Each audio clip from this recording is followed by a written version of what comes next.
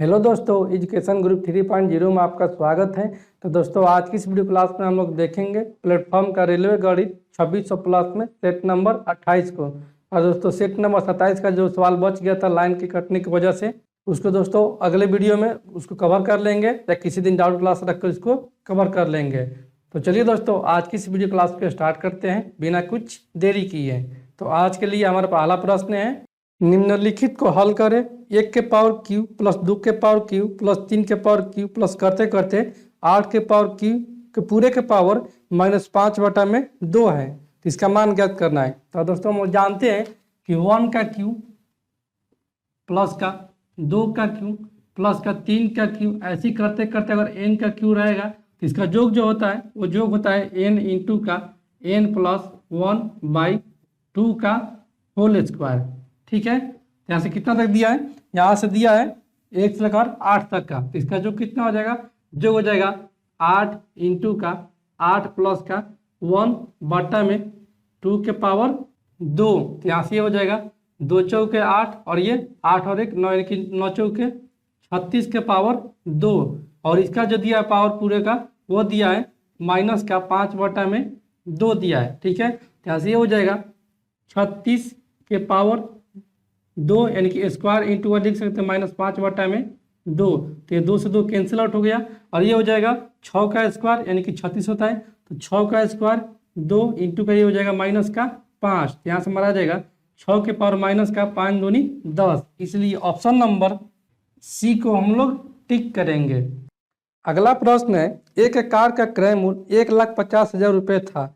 इस x द्वारा y को 5% के लाभ पर बेचा गया। बाद में इसे y द्वारा x को 1% की हानि पर वापस बेचा गया। तो संपूर्ण लेन देन में x का लाभ ज्ञात कीजिए। तो x कितना में खरीद रहा है? x जो खरीद रहा है वो 1,50,000 में खरीद रहा है। ठीक है, और यह 5% के लाभ पर y को बेच दे रहा है। तो y के लिए क्रय मूल्य कितना हो जाएगा?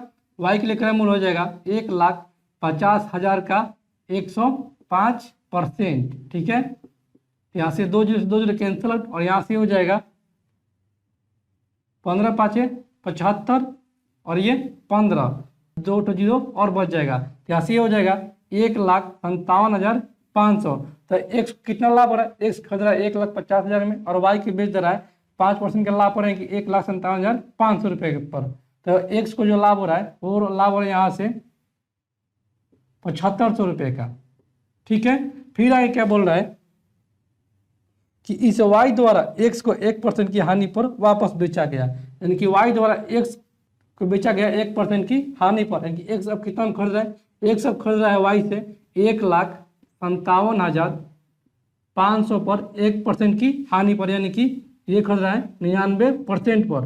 ये हो जाएगा डबल जीरो कैंसिल आउट और यहाँ से हो जाएगा 1575 गुने में 99, तो गुना कर लेते हैं। तो ये हो जाएगा, ये गुना करने पर आ जाएगा 1,55,925 रुपये, यानी कि x अब खरीद रहा है y से 1,55,925 रुपये में।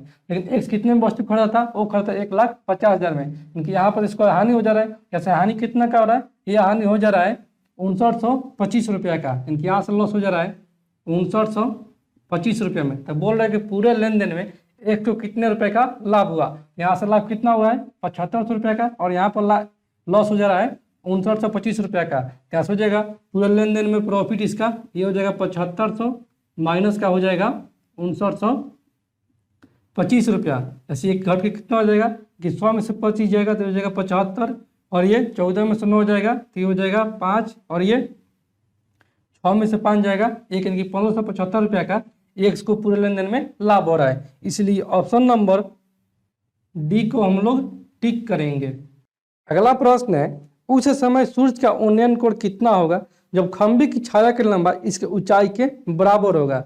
यानी कि खंभे की छाया की लंबाई जो है वो इसकी ऊंचाई के बराबर है। तो ये हो गया हमारा खंभा ए बी, और इसकी छाया जो हो गया बी सी, और इसको मिला देते हैं तो ये हो जाएगा खंभा की जो परछाई है यानी कि बी सी वो बराबर है ए बी के। तो ये भुजा और ये भुजा कब बराबर होगा? जब यहाँ पर कोण का मान रहेगा 45 डिग्री। सब जगह यह दोनों बराबर है, क्योंकि यहाँ पर 1 और यहाँ पर 1, तो ये हो जाएगा √2। ठीक है, यहाँ पर 45 का मान रखेंगे तो ये दोनों बराबर हो जाएंगे। इसलिए ऑप्शन नंबर सी को हम लोग टिक करेंगे 45 डिग्री को। अगला प्रश्न है, दो संख्याओं के एचसीएफ और एलसीएम का अनुपात 1:30 है तथा एचसीएफ और एलसीएम के बीच का अंतर 493 है, तो एलसीएम और एचसीएफ का गुणनफल ज्ञात कीजिए। तो दोस्तों यहाँ से अनुपात में दिया है एचसीएफ और एलसीएम का, वो दिया है एचसीएफ अनुपात का, एलसीएम बराबर में दिया है 1:30 दिया है, और इन दोनों का जो अंतर दिया है वो दिया है प्रश्न में कितना, 493।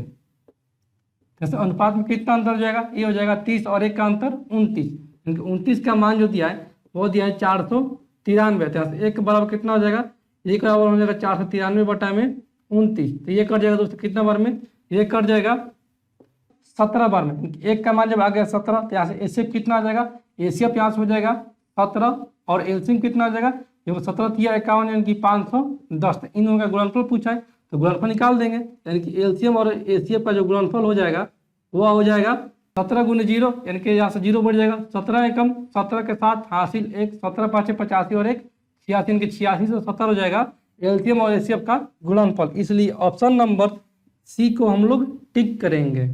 अगला प्रश्न है, दो संख्याओं का अनुपात 2:3 है। यदि छोटी संख्या के 20% में 20 जोड़ा जाता है तो यह छोटी संख्या के 10% से 25 अधिक के बराबर हो जाता है, तो छोटी संख्या कितनी है। तो दोस्तों यहाँ से दिया कि दो संख्याओं का अनुपात 2:3 है। यहाँ से दिया संख्याओं का अनुपात,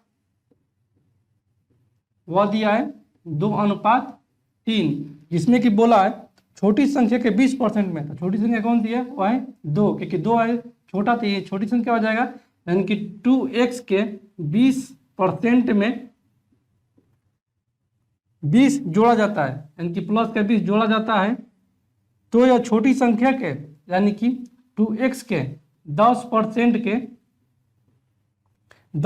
से 25 के अधिक, यानी कि प्लस के 25 के बराबर हो जाता है। यहाँ से ये हो जाएगा 20 पाँचे 100, और यहाँ से ये हो जाएगा 2x प्लस का 20 पाँचे 100, 5 एलसीएम ले लिए, बटे में हो जाएगा 5 बराबर में यहाँ से ये हो जाएगा 10 दाएँ का 100, और ये 2 पाँचे 10, यानी कि x प्लस का हो जाएगा 25 पाँचे 125, और बटे में हो जाएगा 5, तो ये 5 से 5 ये कैंसिल आउट, और यहाँ से हो जाएगा 2x माइनस का x बराबर में हो जाएगा 125 माइनस का 100, यहाँ से x को इधर ट्रांसफर कर दिया है और 100 को इधर ट्रांसफर कर दिया है।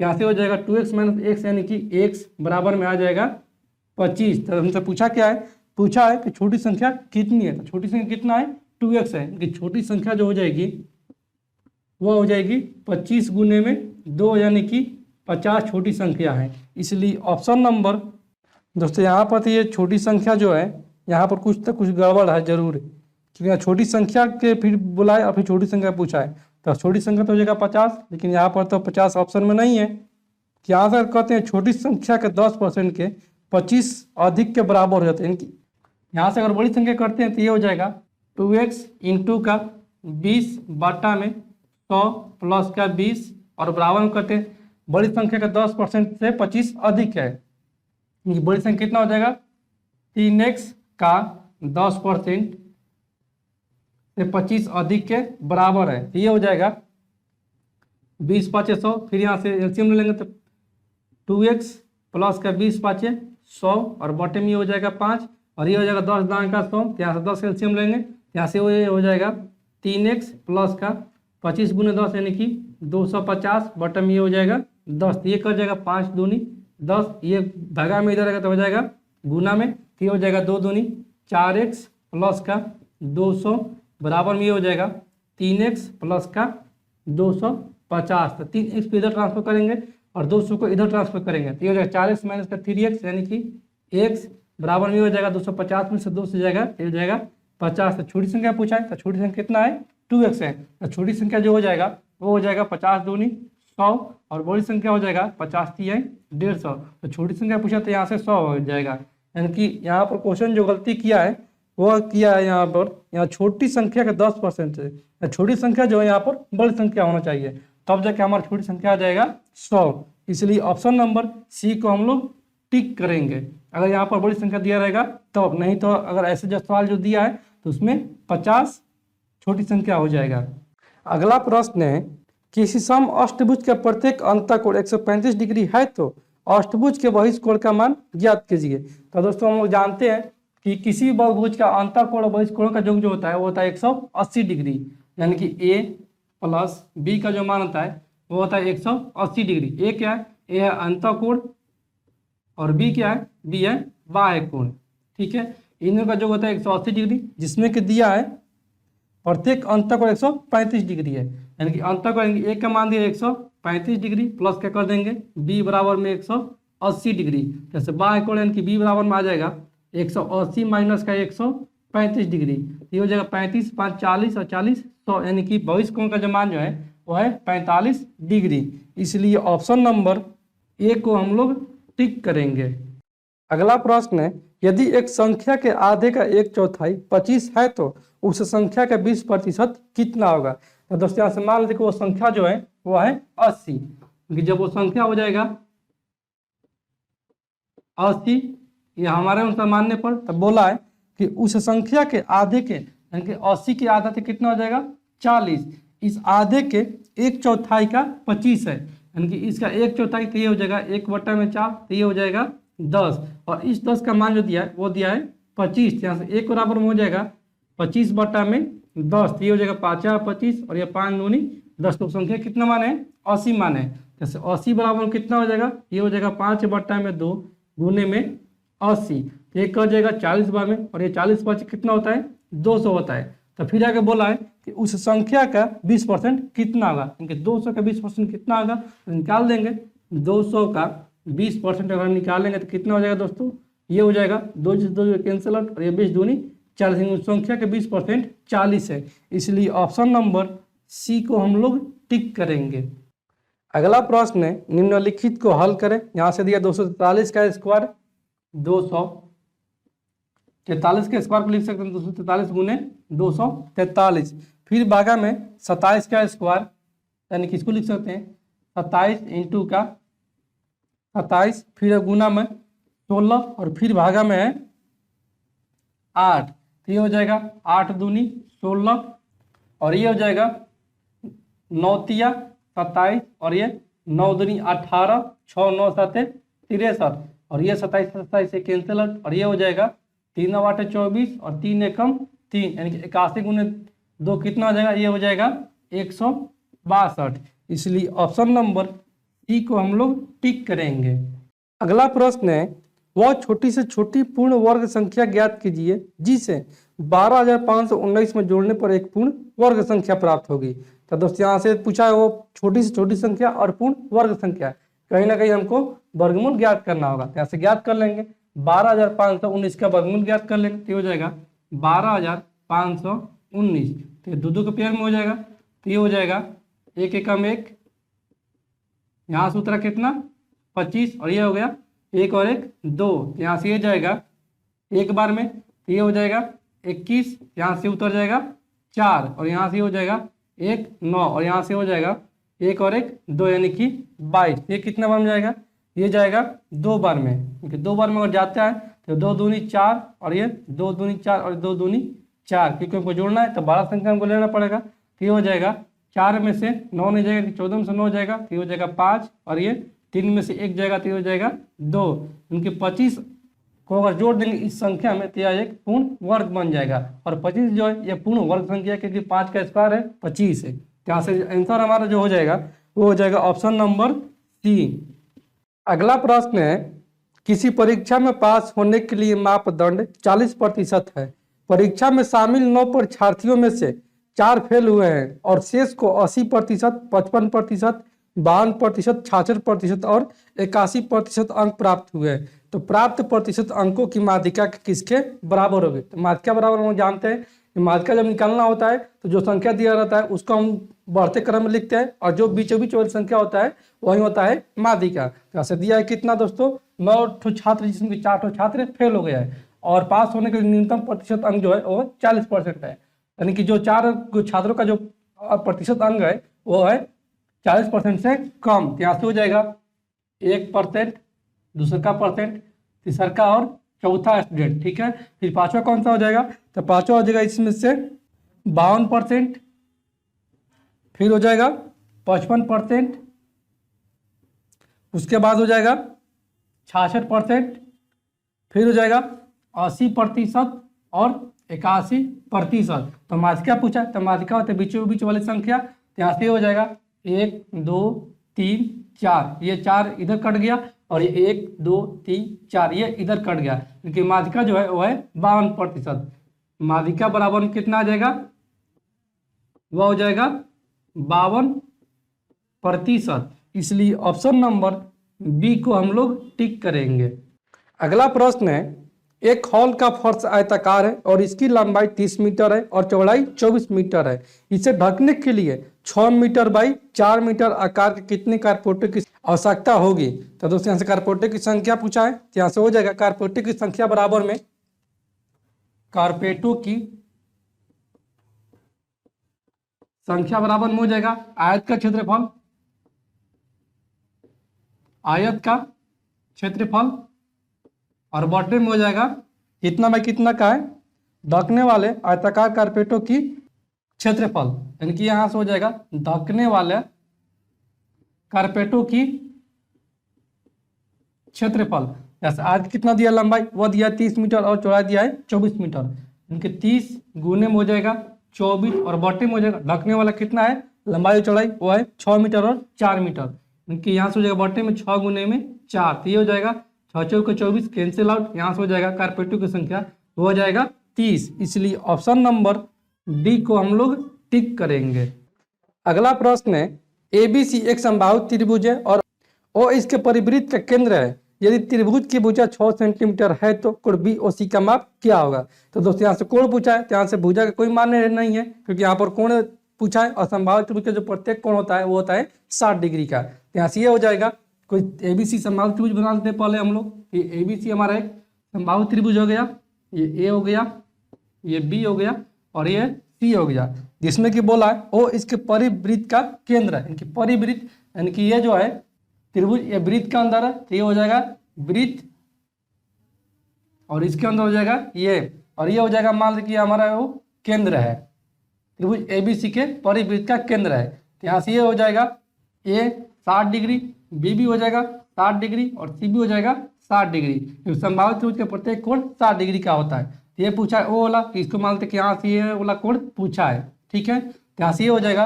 कोण बी ओ सी बराबर में होता है 90 प्लस का कोण ए बाई 2। यहाँ से हो जाएगा 90 प्लस का कोण ए कितना है 60 डिग्री है, बटे में हो जाएगा 2, तो ये करेगा 30 बार में 90 प्लस 30 120 डिग्री। इसलिए ऑप्शन नंबर सी को हम लोग टिक करेंगे। अगला प्रश्न है, सरिता 40,200 में 2 पुराने सैमसंग और 3 एमआई मोबाइल फोन खरीदती है। यदि वो सैमसंग फोन को 10% के लाभ पर और एमआई फोन को 20% के लाभ पर बेचती है तो उसको कुल लाभ 5440 रुपया प्राप्त होता है। तो एमआई फोन का क्रय मूल्य कितना होगा।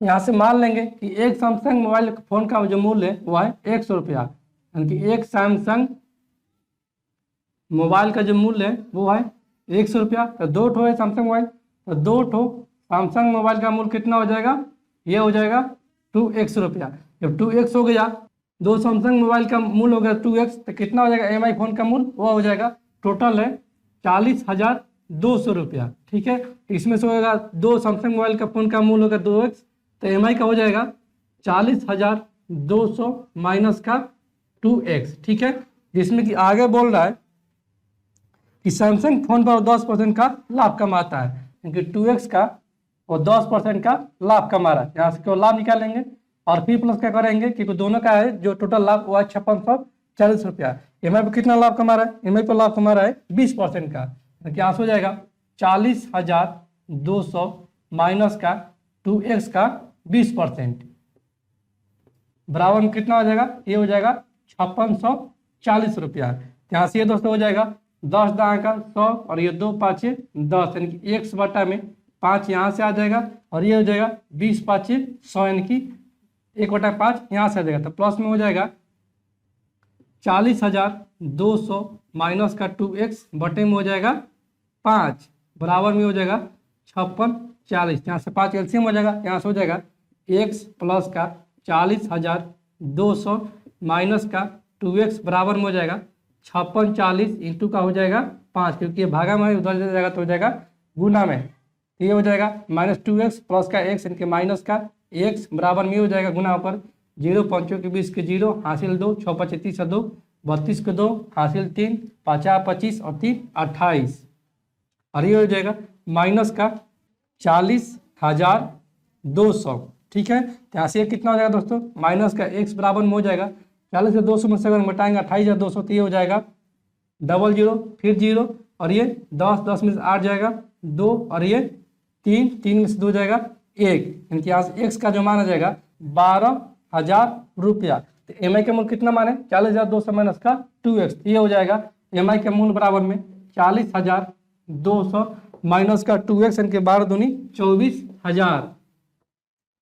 ठीक है, तो ये कितना आ जाएगा एम आई का मूल्य, ये हो जाएगा 00 और ये 2 में से 0 जाएगा 2 और ये 10 में से 4 जाएगा 6 और ये 3 में से 2 जाएगा 1 यानी कि 16,200 हो गया 3 एम आई मोबाइल का मूल्य। तो 1 एम आई मोबाइल का मूल्य पूछा है, कैसे हो जाएगा 1 एम आई मोबाइल का मूल्य बराबर में 16,200 बटे में हो जाएगा 3, तो ये हो जाएगा 3 5 15 और 3 चौके 12 यानी कि 1 एम आई मोबाइल का मूल्य जो है वह है 5400 रुपया। इसलिए ऑप्शन नंबर सी को हम लोग टिक करेंगे।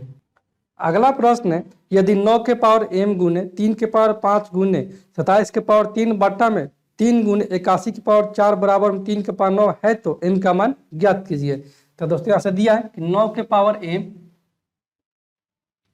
गुने में 3 के पावर 5 गुने में 27 के पावर 3 और बटे में है 3 गुने 81 के पावर 4 बराबर में 3 के पावर 9 है। तो सबको दोस्तों हम बदल देंगे 3 के पावर में, यहाँ से हो जाएगा 3 का स्क्वायर यानी कि 9 होता है, तो ये हो जाएगा 3 के पावर 2 इंटू का m और ये हो जाएगा 3 के पावर 5 इंटू का, इसको अगर हम तोड़ेंगे तो हो जाएगा 3 का k यानी कि 3 का q इंटू का हो जाएगा 3 3 के 9 और बटे में हो जाएगा 3 इंटू का 81 कितना होता है 3 के 9 से 27 दिया 81 3 के पावर 4 होता है और ये हो जाएगा गुने का 4। ठीक है, और बराबर में हो जाएगा 3 के पावर 9। यहाँ से हमारा आ जाएगा जब बेस सेम है तो इसका पावर जो है वो जुड़ जाएगा गुना में, यानी कि यहाँ से हमारा आ जाएगा 3 के पावर 2m प्लस का 5 प्लस का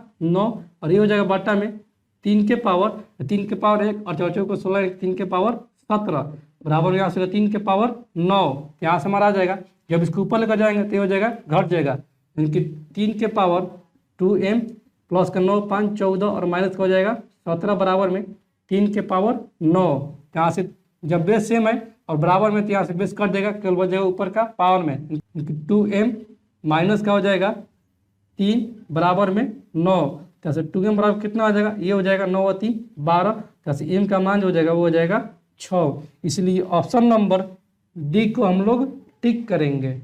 अगला प्रश्न है, उस विकल्प का चयन करें जो दिए गए समीकरण में प्रश्नवाचक चिन्ह के स्थान पर आएगा। जैसे प्रश्नवाचक चिन्ह के स्थान पर मान लेते क्या है x, यहाँ से हो जाएगा x प्लस का 18 बटा में 24 प्लस का 3 से 3 बटा में 4 3 12 और 3 15 बटा में 4 बराबर को हो जाएगा 23 से 13 बटा में 24 24 72 72 के 2 हासिल 7 24 दिन 48 और 7 55 इनकी 552 प्लस के ये हो जाएगा 13 और बटे में हो जाएगा 24। यहाँ से 24 एलसीएम ले लेते हैं तो हो जाएगा 24 एलसीएम, यहाँ से हो जाएगा 24x प्लस का हो जाएगा 18 प्लस के 6 को 24 15 6 का 90 बराबर में यहाँ से हो जाएगा 13 और 2 15 यानी कि 3 और 2 5 और 5 और 1 6 यानी कि 565 बटा में हो जाएगा 24। ये 24 से 24 से कैंसिल आउट, यहाँ से हमारा आ जाएगा 24x प्लस के हो जाएगा 18 और 90 ये हो जाएगा 8 9 और 1 10 108 बराबर में 565। यहाँ से 24x बराबर कितना हो जाएगा, ये हो जाएगा 108 को ट्रांसफर करेंगे तो हो जाएगा 565 माइनस का 108 तो हो जाएगा 15 में से 8 जाएगा 7 और ये 5 और ये 457। बस x बराबर कितना हो जाएगा, ये हो जाएगा 457 बटा में 24, ये कट जाएगा 19 सहित 1 बटा में 24। इसलिए ऑप्शन नंबर ए को हम लोग टिक करेंगे।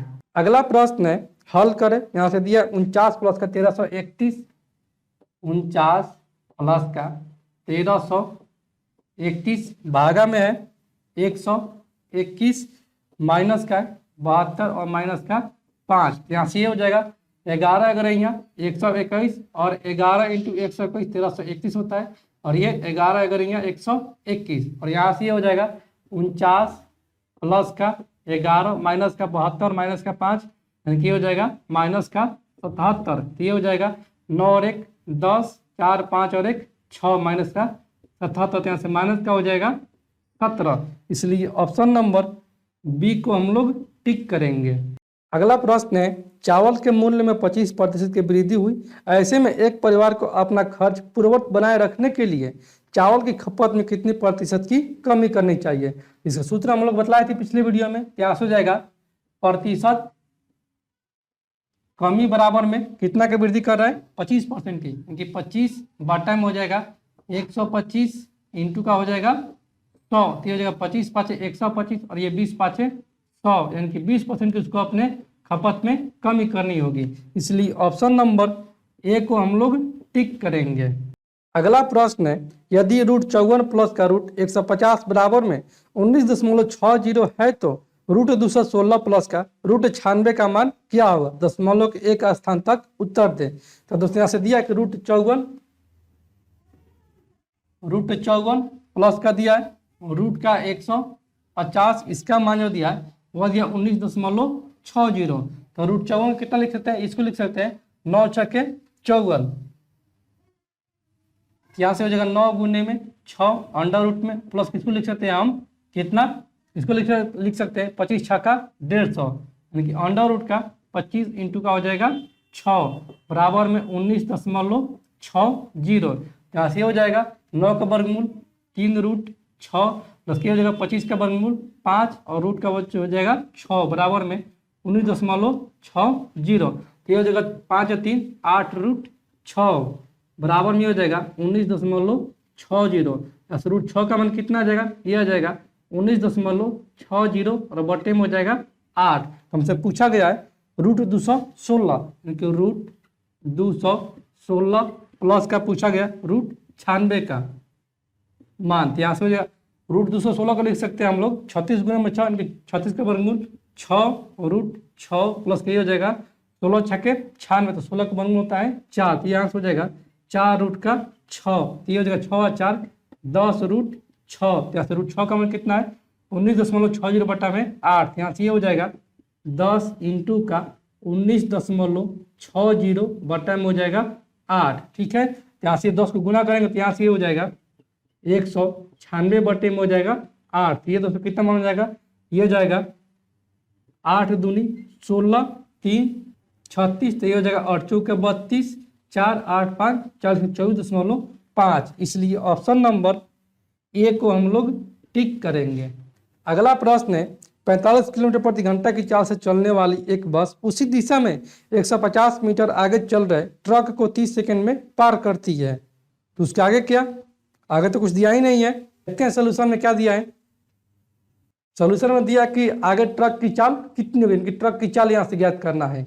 यहाँ से दिया है दोस्तों कितना, यहाँ से दिया है कि चलने वाली बस की चाल, इनकी बस की चाल जो है वो है 45 किलोमीटर प्रति घंटा है। ठीक है, और उसी दिशा में 150 मीटर आगे चल रहे, यानी कि 150 मीटर आगे चल रहे ट्रक को कितना सेकंड पार करिए 30 सेकंड में। इसको बदलना पड़ेगा हमको मीटर प्रति सेकंड में, कि 45 किलोमीटर प्रति घंटा है, इसको बदलेंगे मीटर प्रति सेकंड में, गुना करना होगा हमको 5 बटा में 18 से। ठीक है, यहाँ से हो जाएगा 9 दूनी 18 और ये 9 5 45। बस की चाल जो है वो है 25 बटा में 2 मीटर प्रति सेकेंड है। और कितना डिस्टेंस को कवर करना है, डिस्टेंस को कवर करना है कितना 150 मीटर को।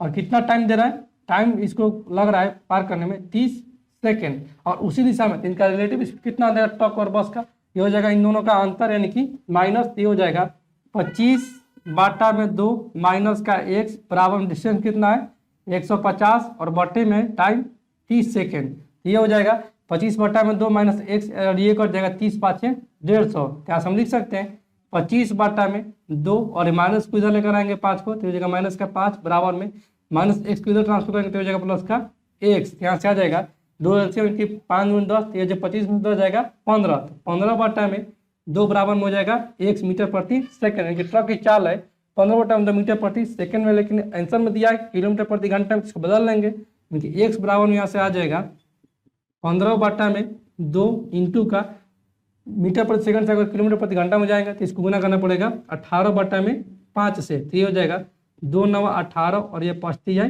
15, यानी कि ट्रक की जो चाल है वह 27 किलोमीटर प्रति घंटा है, इसलिए ऑप्शन नंबर डी को हम लोग टिक करेंगे।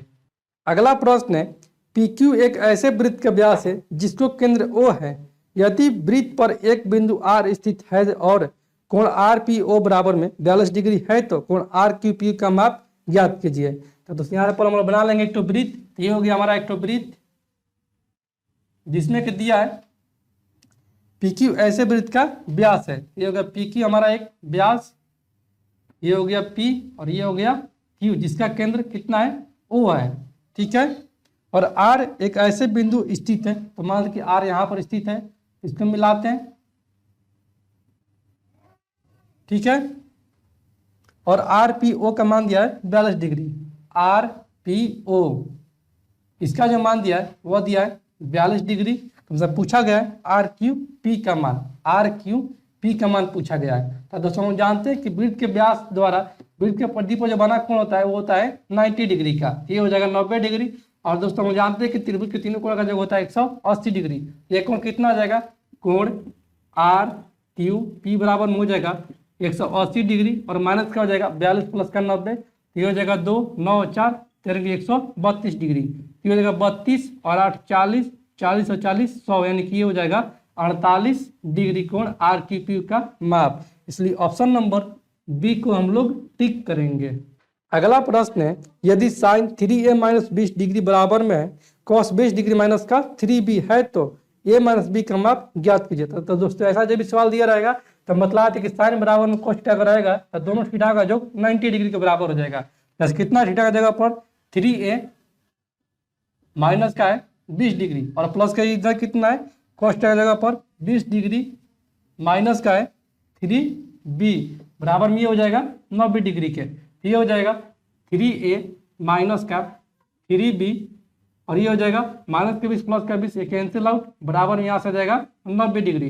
जैसे को 3 कॉमन लेते हैं तो ये हो जाएगा a माइनस का b बराबर में 90 डिग्री, ये कट जाएगा 30 बार में, यानी कि a माइनस b का जो मान आ जाएगा वो आ जाएगा 30 डिग्री, इसलिए ऑप्शन नंबर बी को हम लोग टिक करेंगे। अगला प्रश्न है, 4 अंकों की बड़ी से बड़ी संख्या कौन सी, छोटी से छोटी धनात्मक संख्या जोड़ी जाए जिससे कि उनका योग 307 से विभाज्य हो जाए, क्योंकि 4 अंकों की बड़ी से बड़ी संख्या, 4 अंकों की बड़ी से बड़ी संख्या याद कर लेंगे, 4 अंकों की बड़ी से बड़ी जो संख्या हो जाएगा वो हो जाएगा 4 ठो 9, यानी कि 9999 हो जाएगा, ठीक है। और इसको भाग दिया जाएगा कितना से 307 से, इसको अगर भाग देंगे 307 से तो ये हो जाएगा 9999 भागा 307, ये हो जाएगा कितने बार में, ये हो जाएगा 3 बार में, ये हो जाएगा 3 के 9 और 3 7 21, यानी कि 921 यहाँ से हो जाएगा, ठीक है। 9 में से 1 जाएगा 8 और 9 में से 2 जाएगा 7 और ये कैंसिल आउट और ये हो जाएगा 9, फिर ये दोस्तों कितने बार में जाएगा, ये जाएगा 2 बार में, ये हो जाएगा 7 दूनी 14 और ये 3 दूनी 6, यहाँ से कितना बच 9 में से 4 जाएगा 5 और ये 8 में से 1 जाएगा 7 और ये 175 यहाँ पर बच गया, ठीक है। तो फिर आगे बोल रहा है कि वो कौन सी छोटी से छोटी धनात्मक संख्या जोड़ी जाए, तो जोड़ी जाए बोला है तो इस संख्या को अगर 307 से अगर घटा देंगे तो हमारा संख्या प्राप्त हो जाएगा, और यही दिया जाता है कि किस में घटाया जाए, तो इस संख्या को अगर हम इसमें जोड़ते हो तो हमारा संख्या जाता है, या संख्या बराबर कितना हो जाएगा, संख्या बराबर में हो जाएगा 307 माइनस का 175, ये हो जाएगा कितना, 7 में से 5 जाएगा 2 और ये 10 में से 7 जाएगा 3 और ये 2 में से 1 जाएगा 132। ऐसी संख्या जो है वो बड़ी से बड़ी संख्या में जोड़ दिया जाता है तो 307 से पूर्णतः विभक्त हो जाएगा, इसलिए ऑप्शन नंबर बी को हम लोग टिक करेंगे। अगला प्रश्न है, 7.98 को 1.9 के प्रतिशत के रूप में व्यक्त कीजिए। 7.98 को 1.9 के प्रतिशत बदलना है, यहाँ से कितना आएगा प्रतिशत बराबर में, वह हो जाएगा 7.98 और बटे में हो जाएगा 1 कितना 9 को प्रतिशत में बदलना है कि 1/1.9 और गुने का हो जाएगा 100, तो ये हो जाएगा 100 से गुना करेंगे तो 798 और बॉटम में ये हो जाएगा 1.9। ठीक है, तो ये हो जाएगा 19 चौक 76, 3 19 दूनी और 420% इसका सही उत्तर हो जाएगा। इसलिए ऑप्शन नंबर बी को हम लोग टिक करेंगे, क्योंकि दशमलव दशमलव हटाएंगे तो यहाँ से जीरो ऊपर बैठा देंगे। ठीक है, अगला प्रश्न है निम्नलिखित को हल करें। तो यहाँ से दिया है 625 के पावर 625 के पावर 0.17। ठीक है, और गुने में दिया है 625 के पावर 0.08। तो दोस्तों अभी बतलाएं कि जब बेस सेम रहेगा तो पावर जुड़ जाएगा, गुना में कैसे हो जाएगा 625 के पावर 0.17 प्लस का हो जाएगा 0.08। यहाँ से कितना हो जाएगा 17 8 25, यानी कि 625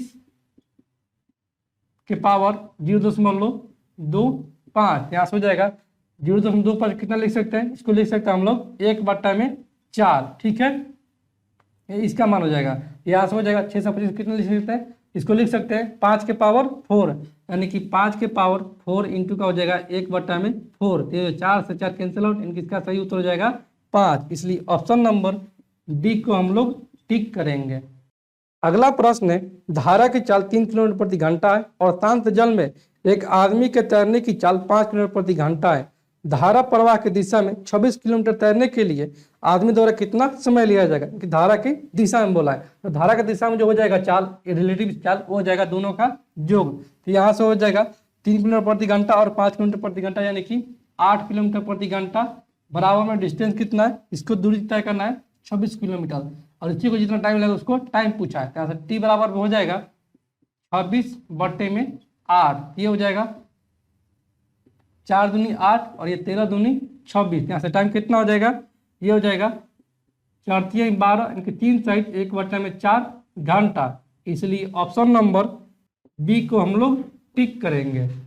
अगला प्रश्न है एक धनराशि चक्रवृद्धि ब्याज पर 15 वर्षों में दोगुना हो जाती है, तो ये कितने वर्षों में मूल राशि का 8 गुना हो जाएगा। इनके दोस्तों यहाँ से दिया है कि 15 वर्षों में यह राशि कितना हो जा रहा है, दोगुना हो जा रहा है। ठीक है, तो बोला कितने वर्षों में, यानी कि 100 वर्षों में यह राशि कितना हो जाएगा, ये हो जाएगा 8 गुना। 8 गुना को लिख सकते हैं हम लोग 2 के पावर 3, क्योंकि 2 दूनी 4 दूनी 8, 2 के पावर की बराबर में होता है 8। जैसे वर्षों की संख्या पूछा है तो वर्षों की संख्या बराबर में हो जाएगा इस 15 को गुना करेंगे इस पावर से, इनको वर्षों की संख्या हो जाएगा 15 गुने में 3, यानी कि 45 वर्षों में यह राशि 8 गुना हो जाएगी। इसलिए ऑप्शन नंबर सी को हम लोग टिक करेंगे।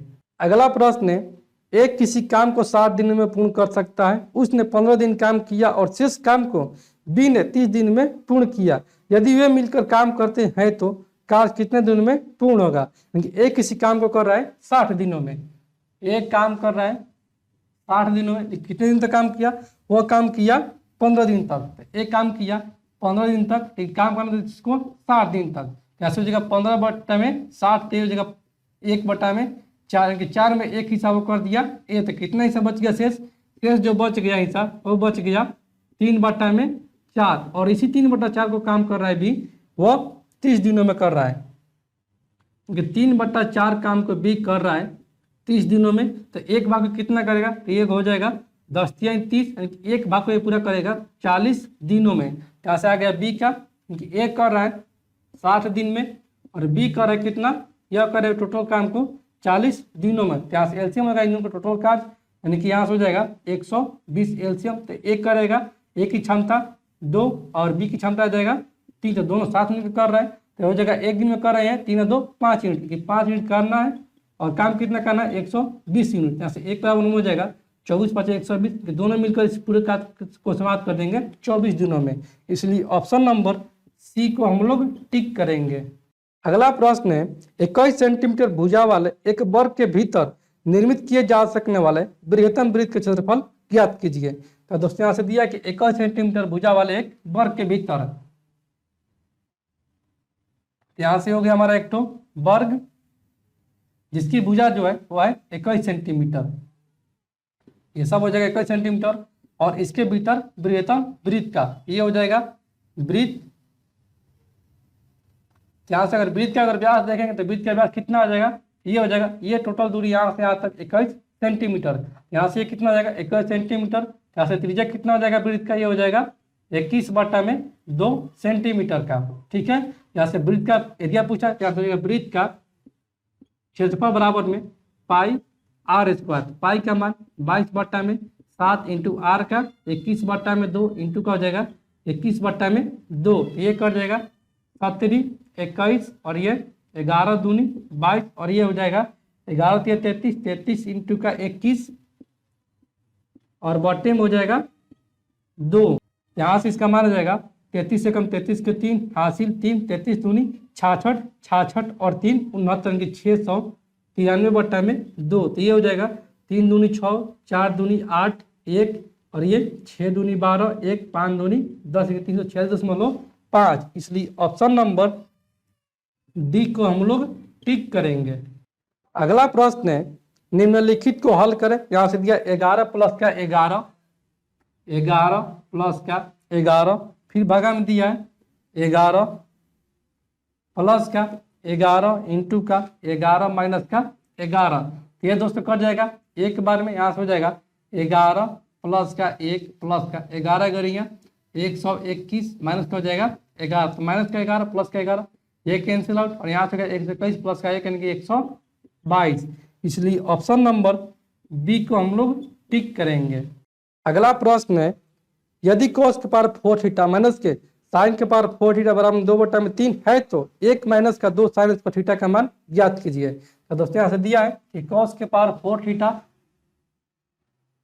माइनस का दिया है साइन के पावर 4 थीटा बराबर में 2/3। इसको दोस्तों हम लिख सकते हैं cos स्क्वायर थीटा का स्क्वायर माइनस इसको लिख सकते हैं साइन स्क्वायर थीटा का स्क्वायर बराबर में ये 2/3।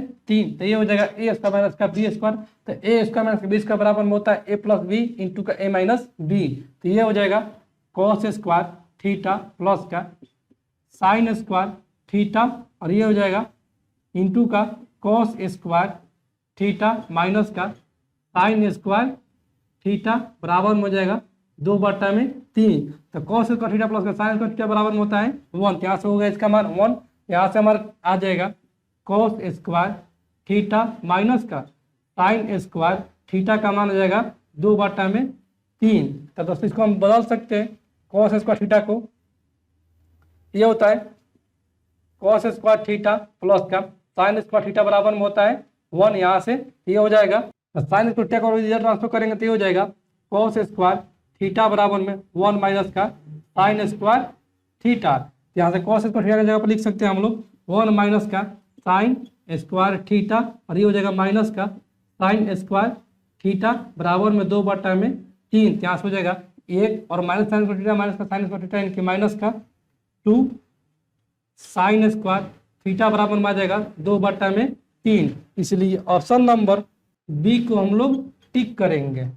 तो दोस्तों मैं उम्मीद करता हूं कि आज का ये वीडियो क्लास आपको पूरी तरह से समझ में आ गया होगा। और दोस्तों आपने अभी तक इस चैनल को सब्सक्राइब नहीं किया है तो आप इस चैनल को सब्सक्राइब करें, लाइक करें और शेयर करें।